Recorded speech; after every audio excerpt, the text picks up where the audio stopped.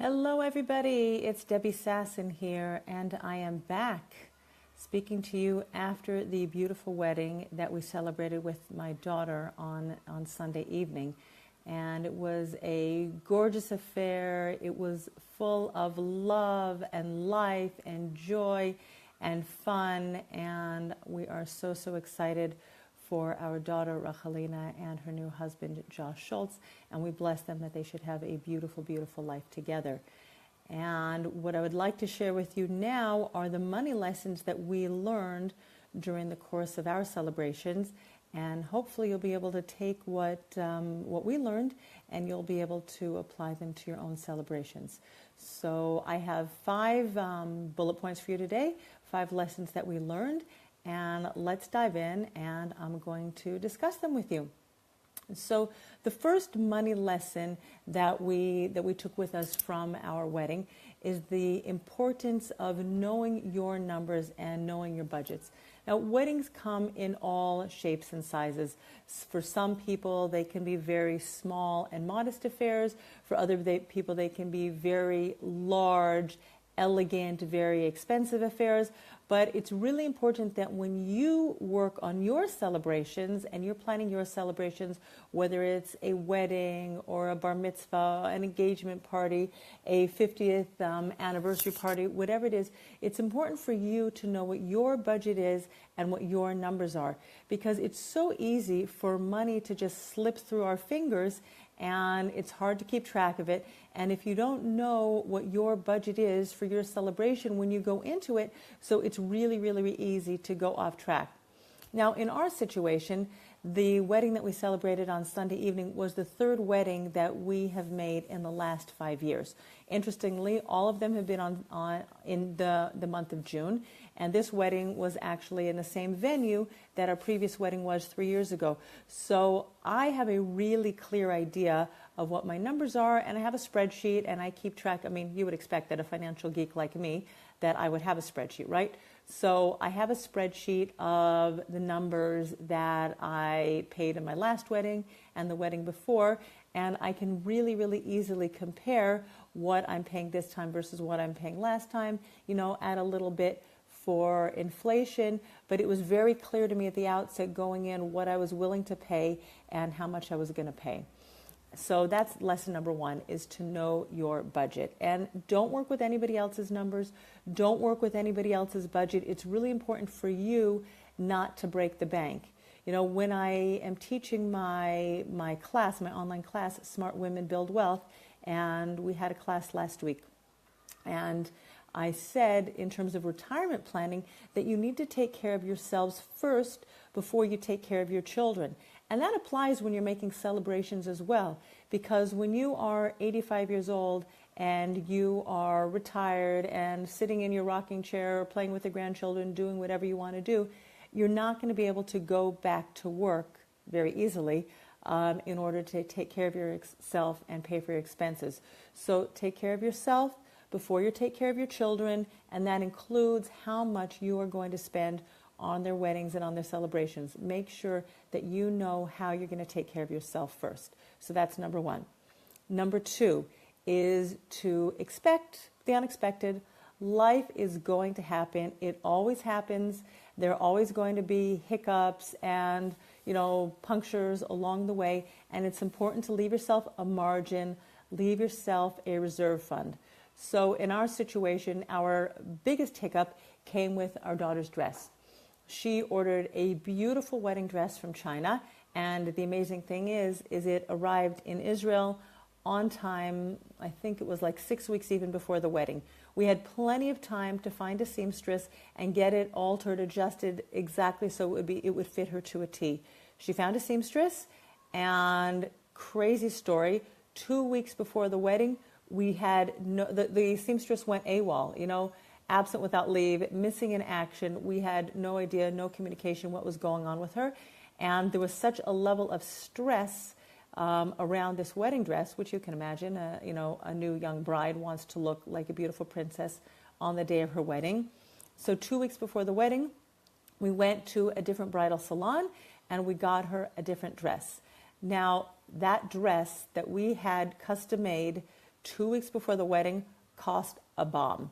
It cost me in US dollar terms about $1,500, gulp, which was way more than I spent on either of the dresses for my previous 2 weddings.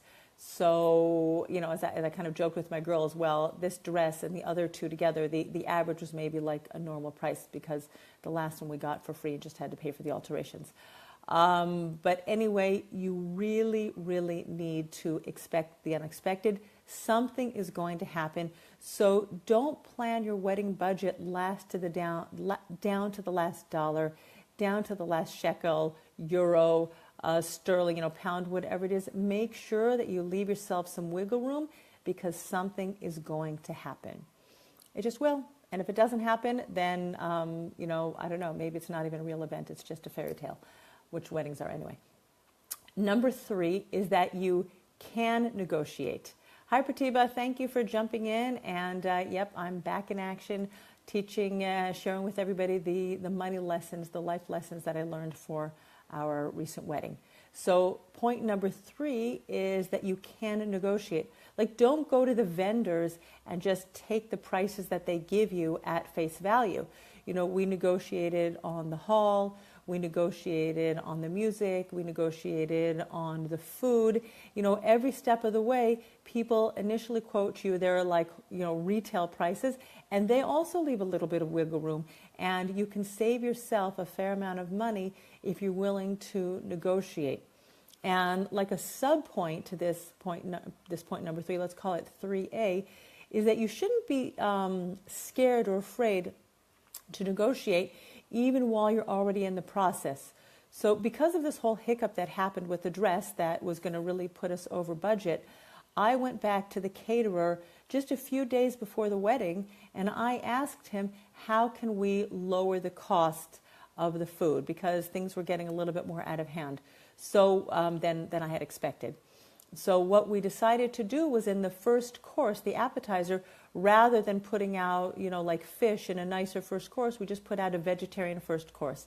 And that was, and through that, I was able to save myself a couple $1,000, maybe less than $1,000. But whatever it was, because I'm trying to translate it in my mind from shekels to dollars, but never mind.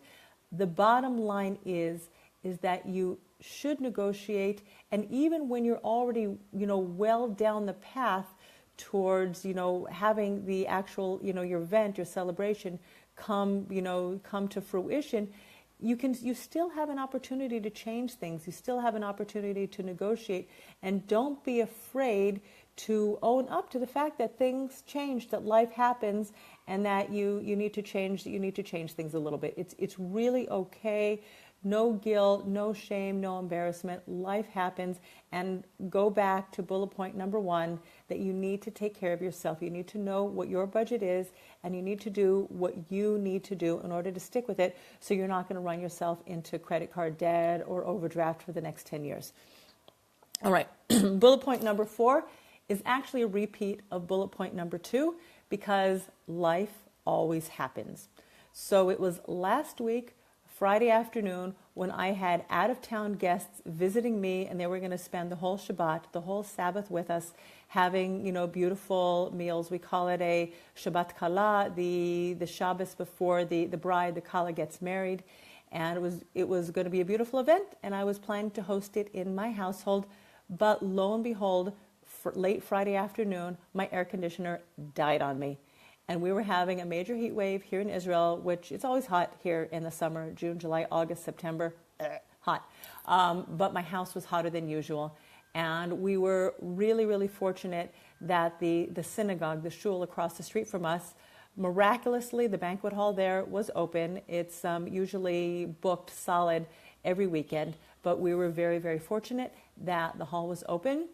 And at the very last minute, we were able to rent the hall, have full-on air conditioning and a lot of space. It was actually great because my grandchildren could run and play and make a lot of noise the whole weekend long. But the bottom line is, for that beautiful space, we had to pay out some cash that was unexpected. So life is going to happen. It's going to happen once. It's going to happen twice. It's going to happen 3 times when you're planning your events, your celebrations, your simchas. And as I said before, make sure you leave some wiggle room so that you're not going to be caught off guard. Now, the final bullet point, number 5, is that if you're making an event like a wedding where there are other parties involved, make sure that you are very, very clear on who is going to pay for what, right? Especially when it comes to the wedding. Like, this isn't the only time you're going to be seeing the parents of your son-in-law or your daughter-in-law. God willing, you guys are going to be celebrating life events together. You're going to enjoy grandchildren together, and you want to make sure that you are protecting your relationship, because you want to come to those events and you want to smile at each other, be happy for each other, enjoy each other's company without this niggling feeling that somebody's cheating on the money or not taking care of you or something wasn't clear. Whatever it is, make sure that you talk about it. Have money conversations in an upfront, open way. In our situation, my son-in-law's family came from out of town. They had many, many less guests than we did. And I actually made a mistake because we had agreed that we were going to split it half and half. And I sent them what the costs were. And they were like a little surprised by it. And I was like, oh, oops, it was my mistake. Yeah, you guys are going to pay for your guests and we're going to pay for our guests. And I owned my mistake and we covered it and everything worked out beautifully. Everybody had a really beautiful, wonderful, enjoyable simcha, enjoyable celebration. And I think it brought the families closer together as a result of the fact that all the money conversations were had up front and everybody was totally clear on what they were responsible for and what they were paying for. So let me just give you a quick review of what our 5 bullet points are, the money lessons that we learned when we're making celebrations. Number 1, know your budget. Number 2, expect life to happen. Number 3, negotiate. Number 4, life is going to happen, so you better be prepared for it. And number 5, have those money conversations, especially when there's another side involved, so that you can have peace of mind and joy and calmness around you, and you can really enjoy your celebrations without throwing yourself into greater debt. So lots of love to you all. Thank you for joining me. And if you haven't been onto my Facebook personal page, go on there and take a look at some of the pictures, because we just started posting pictures of the wedding. Take care. Bye.